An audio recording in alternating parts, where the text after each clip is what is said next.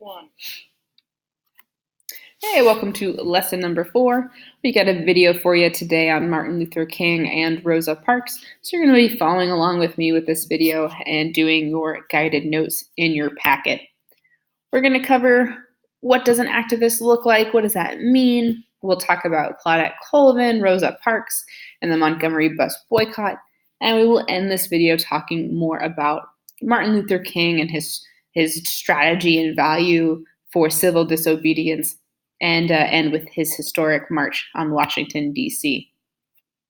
So I think it's important to think about, hey, why are we learning this? Well, it's important to know that individual people who act together, act collectively, can actually force very powerful institutions to create change. And in this video and in future videos, you're going to see those groups of people that do come together and they do force our government and other powerful institutions to change the laws, right? To change social norms and change what is acceptable.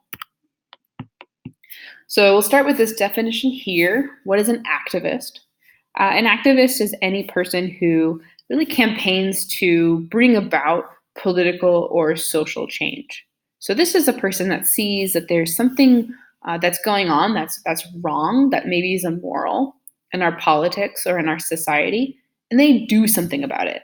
They try to create some change. They don't just complain about it and go back to doing nothing. They actively try to change the system. And so the system we're trying to change, the thing activists are trying to get rid of, is segregation. Because we have a long history of separating races in this country, and that is what civil rights activists want to see gone. So Claudette Colvin is a name I've said before. This is the young person who did exactly what Rosa Parks did, but 1 year earlier. Claudette Colvin, at 15, gets arrested for refusing to give up her seat to a white person while on the bus. She does this a year before Rosa Parks. She is arrested. She is thrown off the bus into a cop car and brought to jail, thrown in jail without a phone call, with nothing. At 15 years old, for refusing to give up that seat.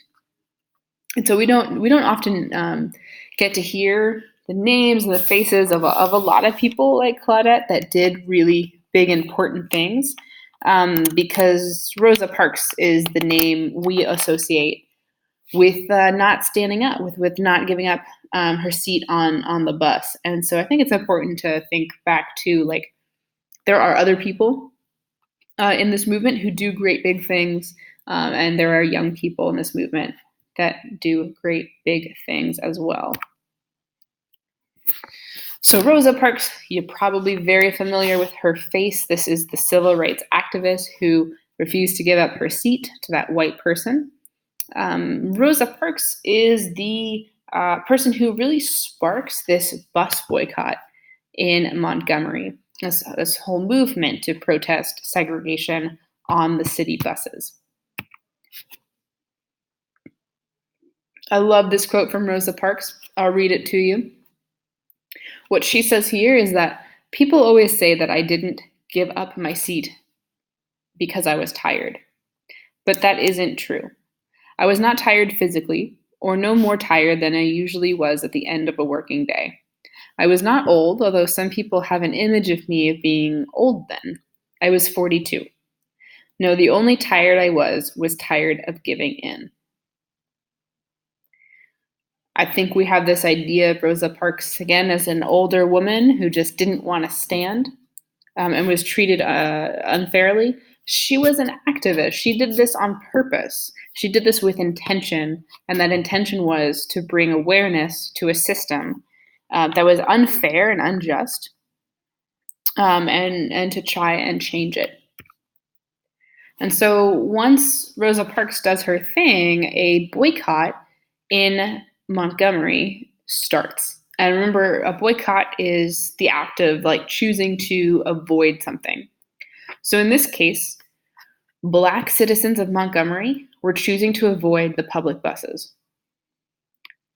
So Black citizens, Black people in that city refused to get on the bus, refused to pay a fare, right? Refused to pay for their ticket to get on the bus, um, to protest racial segregation. And this was led by Martin Luther King and inspired by Rosa Parks. And the idea is, why are we giving our money to a bus system, to a city that is segregating people based on race? So Black people would walk to work, right? Like their thing is, we can work together, we can carpool, we can show the city that we can exist without you, and that you need to change your bus system if you want our money and if you value our money. And the result was the Supreme Court said segregation on public buses was unconstitutional. It was illegal. It was illegal to do what they had been doing, separating white passengers from Black passengers. So this is an example of a boycott, of a protest that worked. It created the change they wanted to see. Now on public buses, there was not a white-only section and a Black-only section. You took whatever seat you wanted to take. That leads me to this guy. So again, Martin Luther King Jr., the most well-known leader of the civil rights movement, and his strategy, his values, are called civil disobedience. And civil disobedience is refusing to listen to the law, like refusing to obey the law, but in a non-violent way. So still be civil, still be kind, don't be violent. That is civil disobedience. So here's a couple examples. The bus boycott I was just talking about. Whoops.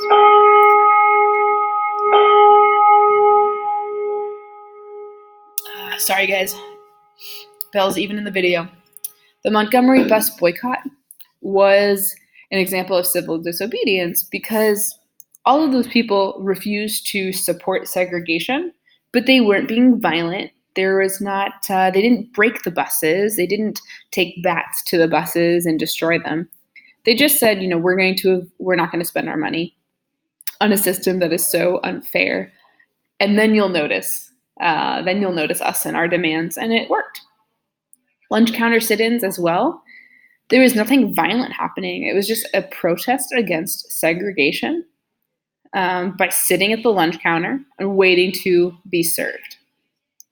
And finally, the March on Washington, which I'm about to tell you more about, was a peaceful march. It was people demanding change, but it wasn't a riot, right? It was people committed to nonviolence.